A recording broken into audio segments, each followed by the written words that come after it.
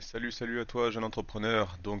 On se retrouve aujourd'hui après une petite semaine de vacances. Voilà, on va voir un petit peu ce qui se passe sur les marchés. Donc, j'ai décidé que j'allais supprimer les news géopolitiques parce que je trouve que même si c'était très intéressant, ça n'a pas forcément son importance dans un live qui est dédié à la finance et plus particulièrement à la crypto. Donc voilà, donc je l'ai enlevé, mais je pense que je ferai peut-être un live dédié une fois par semaine ou quelque chose comme ça aux news géopolitiques parce que je pense que ça reste intéressant et que la situation géopolitique dans son ensemble, c'est aussi une des raisons pour lesquelles on est dans la crypto, dans le sens où, eh bien, en fonction de l'évolution de ce qui se passe dans le monde, eh bien, c'est plus ou moins intéressant d'avoir du Bitcoin pour rester en dehors du système bancaire ou au moins, en tout cas, s'en détacher le plus possible. Enfin bref, sur ces belles paroles, on va commencer tout de suite le live d'aujourd'hui. Donc, la première chose que je voulais pointer, dont je voulais parler, c'est encore une fois de la Fed, hein. C'est un petit peu ce qui nous intéresse le plus dans la finance, c'est de savoir un petit peu ce que fait la Fed. Dernièrement, alors il me semble que c'était hier, Jérôme Powell nous a dit qu'ils allaient continuer de couper les taux d'intérêt. Donc ce qui est assez intéressant, c'est les mots qu'il a utilisés pour nous dire ce qui allait se passer un petit peu. Et en fait, il a expliqué, comme je l'ai mis ici, qu'il s'attendait à baisser les taux d'intérêt, mais que la vitesse à laquelle ils allaient les baisser n'était pas encore gravée dans le marbre. Donc en fait, ils ont dit que meeting par meeting, ils allaient baisser les taux et qu'ils n'avaient pas forcément de perspective sur une baisse précise d'ici la fin de l'année. Et du coup, les choses qu'ils regardent un petit peu, c'est la santé de l'économie et notamment, ce que j'ai noté ici en jaune à la fin, c'est le labor market, donc le travail, le taux d'emploi aux États-Unis, le taux de chômage en fait. Parce que comme tu le sais, la Fed elle a deux mandats, un de faire en sorte que l'inflation reste à 2%.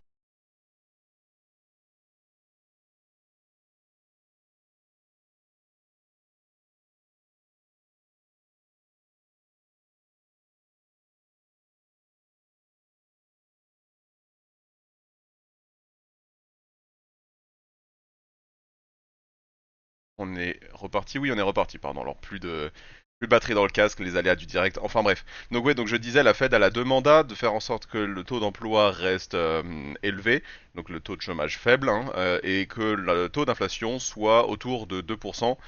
Voilà, ce sont les deux mandats de la Fed. Donc pour l'instant, l'inflation est toujours très haute, donc c'est pour ça que les taux d'intérêt sont réduits petit à petit, qu'on a eu une baisse le mois dernier. Et du coup, en fait, la Fed va regarder l'impact que ça va avoir sur le taux d'emploi et en fonction de cet impact, eh bien, elle va continuer de baisser plus ou moins agressivement les taux. Donc c'est un petit peu, en fait, ce que Jérôme Powell voulait nous dire, c'est que, bah, du coup, en un mot, ils vont regarder l'impact qu'a eu la baisse précédente des taux d'intérêt sur le taux d'emploi et en fonction de cet impact, ils vont baisser plus ou moins agressivement les taux d'intérêt. Quoi qu'il en soit, il faut qu'ils continuent de les baisser hein, pour pouvoir atteindre cette target de 2% de taux d'inflation. Alors, ensuite, chose intéressante, c'est un petit peu ce qui se passe en Asie. Donc, tu as dû le voir passer, c'est que la Chine a proposé comment dire, un plan pour soutenir le marché, parce qu'on l'avait vu précédemment et on va le revoir aujourd'hui, c'est que eh bien la Chine et les index chinois étaient en train de dégringoler, hein. C'était la débandade, down forever, marché ultra bearish. Et du coup, la Chine a annoncé dernièrement un stimulus package et on va voir l'impact que ça a eu sur le marché et que cet impact a été assez colossal. On peut même jeter un petit coup d'œil très rapidement juste maintenant pour voir un petit peu ce qu'il en est. Hop, si on regarde la Chine, là on est en monthly et on va se mettre en daily pour avoir un petit peu plus de perspective. Hop, voilà, donc eh bien c'est vert, vert, vert, vert, vert avec des gros gaps, hein. Donc le stimulus a été annoncé à peu près ici. Donc on peut voir qu'il y avait peut-être un petit pump ici parce que des insiders étaient au courant de ce qui se passait. Tout de suite, ça n'a pas loupé dès que ça a été annoncé, paf, une hausse de 22%, ce qui est absolument colossal hein, sur un index en 1, 2, 3, 4, 5 séances, en 5 séances, donc en une semaine. Voilà, donc c'est un petit peu ce que voulait nous dire cet article. Autre chose, c'est les prix de l'oil et de l'or qui sont... Attends, US Steady, donc le prix de l'oil, je perds mes mots, du baril reste stable et le prix de l'or continue d'augmenter, faire des ATH. Donc le prix du baril il est assez intéressant, le prix du pétrole est assez intéressant parce que la situation qu'il y a au Moyen-Orient en ce moment est assez tendue et il y a potentiellement comment dire, des risques d'escalade, hein, d'escalation, des risques que ça dérape et que ça parte de plus en plus en couille, hein, ce qui est un petit peu le cas. Chaque jour, on apprend de nouvelles opérations de la part d'Israël au Liban. Donc c'est un petit peu dans cette région du monde qui fournit beaucoup de pétrole, mais ce qui est aussi intéressant de noter, c'est que les principaux pays fournisseurs de pétrole ne sont pas nécessairement trop touchés par cette crise pour l'instant, hein. Donc je pense notamment à l'Arabie Saoudite qui reste un petit peu en dehors de tout ça, qui ne veut même pas entendre parler de la cause des Palestiniens. Donc pour l'instant, il n'y a pas forcément de raison que le prix du pétrole soit trop impacté, mis à part par des risques que la situation empire. Voilà. Pour l'or, pour moi, on est toujours, on verra comme on est tout à l'heure, toujours dans des zones de prise de profit. Après, ce qui est intéressant de noter, et comme on va le voir aussi un petit peu plus tard, c'est que maintenant, les investisseurs ont l'air de risquer de plus en plus leurs capitaux et que dans ces mesures-là, ça peut être intéressant de se positionner sur l'or, hein, parce que eh bien, non, c'est l'inverse, excusez-moi. Non, ça peut être des bons moments de prise de profit parce que l'or c'est un taux qui n'est pas, enfin c'est un asset qui n'est pas considéré comme un asset à risque. Du coup, ça monte quand eh bien, il y a beaucoup d'inflation. Mais là, vu que l'inflation risque de descendre, attendez, je suis en train de, je suis en train de m'embrouiller tout seul. On va aller voir les charts, comme ça ce sera plus clair. Je me suis un petit peu embrouillé dans mes mots, on regardera les charts et puis on va voir ce qu'il en est. La dernière chose que je voulais pointer, c'est ce qui se passe sur la situation avec FTX qui est un petit peu malheureuse pour les investisseurs. Ça, je suis un petit peu outragé, un petit peu parce qu'il se passe, hein, parce que généralement quand on investit dans une entreprise, il y a deux manières hein, d'investir dans une entreprise. Il y a soit être créancier de cette entreprise, donc c'est-à-dire de prêter de l'argent via généralement des bonds, des obligations prêter de l'argent à cette entreprise ou alors se positionner sur le marché en fait en prenant des equities de cette boîte donc c'est-à-dire en prenant des parts en achetant des parts donc c'est le stock market ou le marché des equities ce sont un petit peu les deux manières de se positionner sur une entreprise. Donc généralement, prêter de l'argent, c'est ce qu'il y a de moins risqué, donc c'est ce qui propose le moins de retour. Et se positionner, enfin acheter des shares de la boîte est un petit peu plus risqué et du coup, généralement, génère un petit peu plus de retour. Alors pourquoi est-ce qu'il y a une différence de risque? Eh bien, parce que normalement, quand une entreprise fait faillite, eh bien les premières personnes à être remboursées, ce sont les créanciers. Et ensuite, eh ben, s'il reste de quoi, on rembourse les actionnaires. Et ici, dans cette affaire d'FTX, c'est renversé. Enfin, en tout cas, il y a une proposition pour que ce soit renversé. Je n'ai pas compris la raison pour laquelle ils proposent ça, mais ils veulent, je crois que c'est la direction de FTX, veulent rembourser les actionnaires en premier. Et donc, bah, laisser les créanciers derrière. Et les créanciers, qui sont-ils? Eh bien, ce sont les clients de FTX. Donc, je ne sais pas si tu as des fonds chez FTX. Moi, j'avais une centaine de dollars, donc c'est pas forcément très très grave. Mais en tout cas, c'est très grave que je trouve et vraiment très bizarre et très scandalisant que eh bien ils veulent inverser ça et que les actionnaires soient remboursés en premier alors que généralement les actionnaires sont remboursés en prenant enfin sont comment dire sont récompensés par un retour plus grand que celui des créanciers en ayant des parts dans l'entreprise et en portant plus de risques. Bon, bah alors là, risque, enfin, comment dire, la situation la pire qui puisse se passer sur FTX s'est passé, et donc normalement bah, ce serait aux actionnaires de porter le risque et de porter les conséquences de cette chute, et non, et bien là en fait ce qu'ils veulent faire, ce qu'ils proposent, c'est que ce soit les créanciers qui portent ce risque et qui portent en fait eh bien, les conséquences de la chute de FTX. Donc c'est vraiment, je trouve ça très scandalisant. Ça n'a pas encore été approuvé. Voilà, donc l'audience qui approuvera ou refusera cette proposition aura lieu le 7 octobre. Donc pour les créanciers de FTX, c'est quelque chose à suivre de très près. J'espère que ça sera refusé, hein, parce que enfin vraiment, ce serait absolument scandalisant que les actionnaires soient plus protégés que les créanciers dans une affaire comme celle-ci. Alors ensuite on va aller faire un petit tour sur ce qu'on regarde régulièrement. Donc alors premièrement le VIX eh bien qui est assez stable. J'aime bien regarder un petit peu les EMA sur le VIX, hein, voir ce qui se passe. On est toujours au-dessus des EMA mais c'est bon, c'est très négligeable. Voilà donc le DXY qu'on regarde absolument régulièrement, qui est l'asset vraiment qu'on regarde de très près. Donc encore une fois, nous ce qu'on attend, c'est de voir une cassure nette de ce support ici. Pour l'instant, la cassure n'a pas eu lieu, mais par contre, on a une consolidation qui est vraiment, comment dire, évidente hein, autour de ce support qui date depuis plus d'une semaine, presque 10 jours, consolidation. Et donc du coup, maintenant, on veut voir une cassure et que ça aille vers le bas. Mais en tout cas, ce que ça nous indiquerait, c'est que les investisseurs prennent plus de risques sur leurs assets, mais pour se rendre compte de ça, en fait, on n'a pas besoin d'une cassure sur le VIX, il suffit de regarder un petit peu ce qui se passe sur tous les assets à risque, ou ici sur le S&P 500, on voit une cassure très nette de ce support, ici par contre, pardon, de cette résistance, et on a cette trendline qui, pour l'instant, continue d'aller à la hausse, et si on regarde un petit peu tous les assets à risque, eh bien on observe la même chose sur le Nasdaq, ici on a eu il y a quelques jours une cassure de cette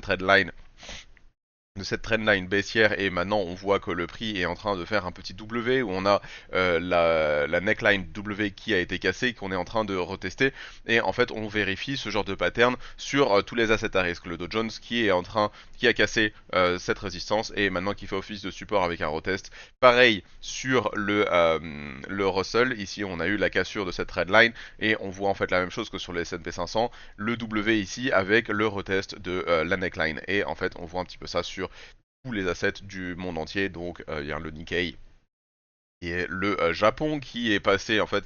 On avait identifié ce triangle de consolidation qui a été cassé à la hausse et avec un joli petit retest. Et bien maintenant, la logique voudrait que l'on parte vers le haut. Voilà. Donc tout ça, encore une fois, donc voilà, l'Eurostock similaire, le CAC 40 similaire, Hong Kong, la hausse très nette qu'on a vue grâce au stimulus de la Chine et puis la Chine aussi qu'on avait déjà regardé. Donc comme tu peux le voir, en fait tout ça c'est pour montrer que en regardant simplement les assets à risque, on voit déjà que les investisseurs sont en train de re-risquer. Donc on n'a pas besoin de voir le dit XY cassé nettement pour comprendre que risk is on. Donc maintenant, c'est en fait voir l'index, le dollar index cassé vers le bas, retesté et parti vers le bas, ce serait seulement une confirmation de ce qu'on sait déjà. Voilà un petit peu ma perspective. L'or qui est en train de faire des plus hauts sommets, plus hauts creux encore, hein, donc qui est synchronisé avec les assets à risque. Donc c'est ça qui est intéressant parce que pour moi, l'or n'est pas vraiment un asset à risque. L'or est un asset sur lequel on s'expose quand il y a de l'inflation. Mais pour l'instant, eh bien, l'inflation est plutôt en train de partir à la baisse. Mais ce qui est aussi intéressant, c'est que eh bien, les taux d'intérêt deviennent de plus en plus faibles. Donc on peut avoir de l'impression, c'est un petit peu ce que je voulais dire tout à l'heure en fait quand je me suis embrouillé, que eh bien, le fait que les taux d'intérêt baissent, ça veut dire que la planche à billets va pouvoir recommencer à démarrer et que donc du coup ça veut dire que il peut y avoir plus de risques sur les assets à risque, mais ça veut aussi dire que les assets qui sont dits non risqués, comme l'or ou les assets en tout cas qui sont censés exister pour faire office de store of value, hein, de garder leur valeur comparée à l'inflation, comme l'or, le bitcoin enfin d'une certaine manière aussi, eh bien ces assets-là peuvent aussi continuer d'augmenter. Voilà, donc la planche à billets a l'air d'être repartie pour, enfin ouais, en tout cas la Fed nous dit que la planche à billets va pouvoir repartir.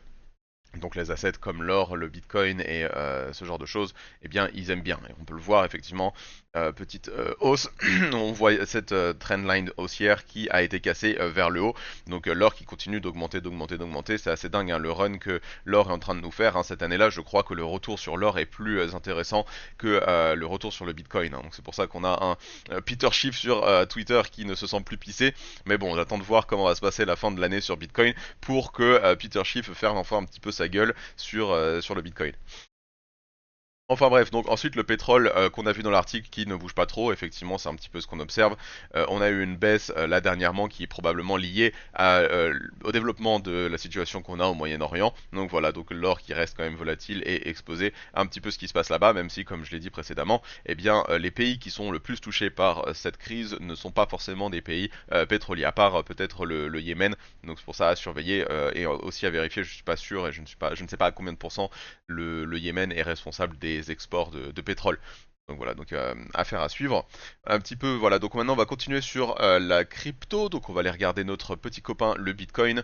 Donc qu'est-ce qui s'est passé Ce qui s'est passé, eh bien, c'est qu'on a eu certes, enfin, ces dernières semaines une hausse très belle hein, qui nous a emmené donc si on regarde c'est peut-être ce graphe là que je voudrais voir plutôt voilà donc j'avais identifié moi cette redline je l'ai identifié en pointillé de manière, enfin, comme d'autres personnes auraient pu l'identifier, hein, vous savez, une trendline, ça peut se positionner de plusieurs manières. La violette a l'air d'avoir fait office de résistance.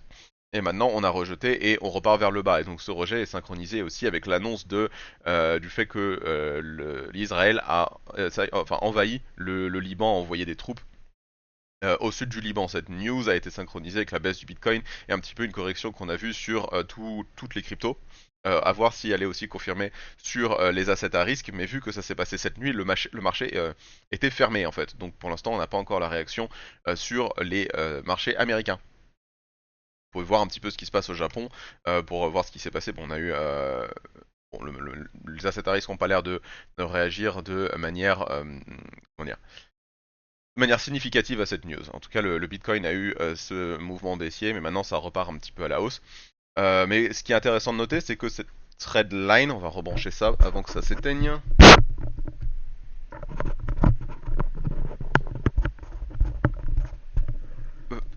Cette trendline a été cassée, donc à voir si ça a été un fake out et qu'on réintègre ici, qu'on reteste et qu'on repart ensuite, qu'on continue vers le haut.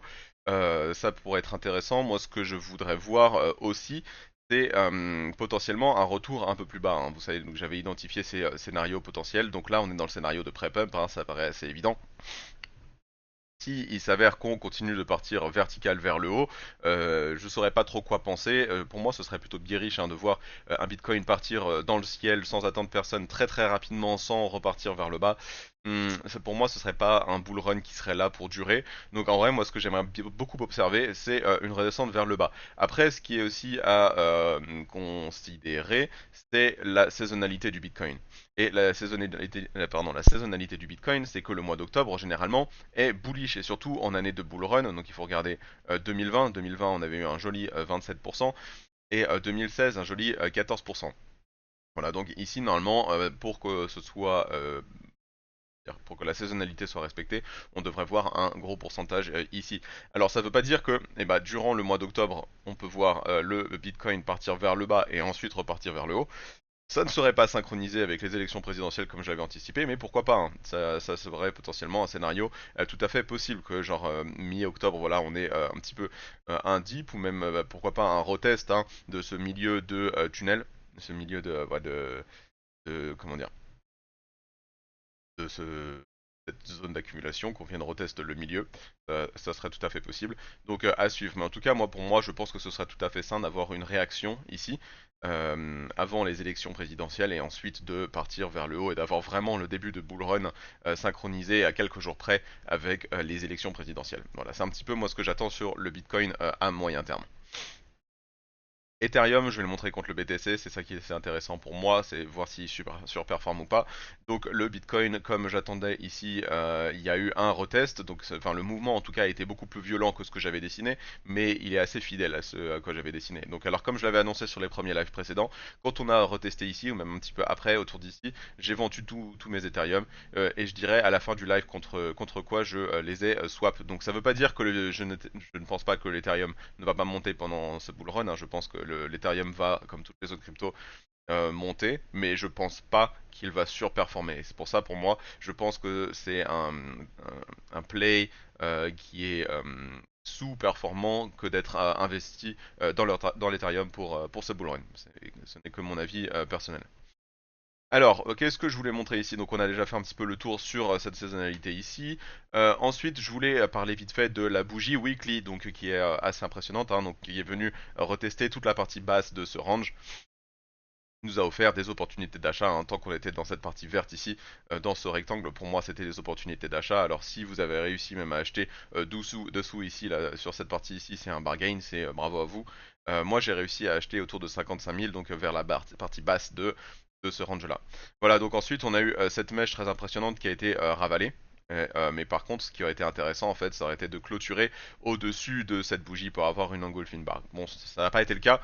Pour moi, de voir cette mèche ici ravalée, de voir que il y a quelqu'un qui veut faire en sorte que, eh bien, cette zone ici d'achat soit défendue, c'est très bullish, hein. On peut voir ici qu'à chaque fois qu'il y a eu une mèche sur la monthly qui a touché cette zone, eh bien, ça a été ravalé pour fermer au-dessus hein, de cette zone verte, de cette zone d'achat que j'avais identifiée il y a quelque temps déjà.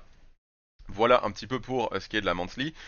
Ici, je voulais juste pointer ce que j'ai déjà dit précédemment, hein, c'est qu'on a eu un petit pullback sur les cryptos qui a été synchronisé avec l'opération Ground Operation, donc l'opération au sol qui a été lancée par Israël au Liban. Voilà, donc pour l'instant, ça a été plus ou moins ravalé.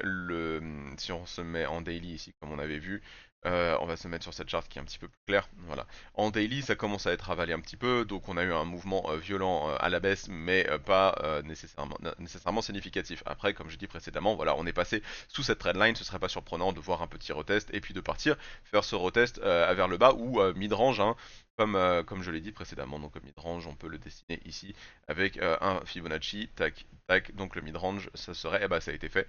Vous voyez, on a déjà retesté ça, donc ce serait pas surprenant pour moi même qu'on aille un petit peu plus bas, en fait plutôt ici, qui serait en fait le mid-range de ce canal d'accumulation qu'on avait identifié ici en rouge. Donc pour moi, voilà, autour de 58K, donc même 60K, 58K, autour de cette zone-là, un petit retest, ce serait pas surprenant.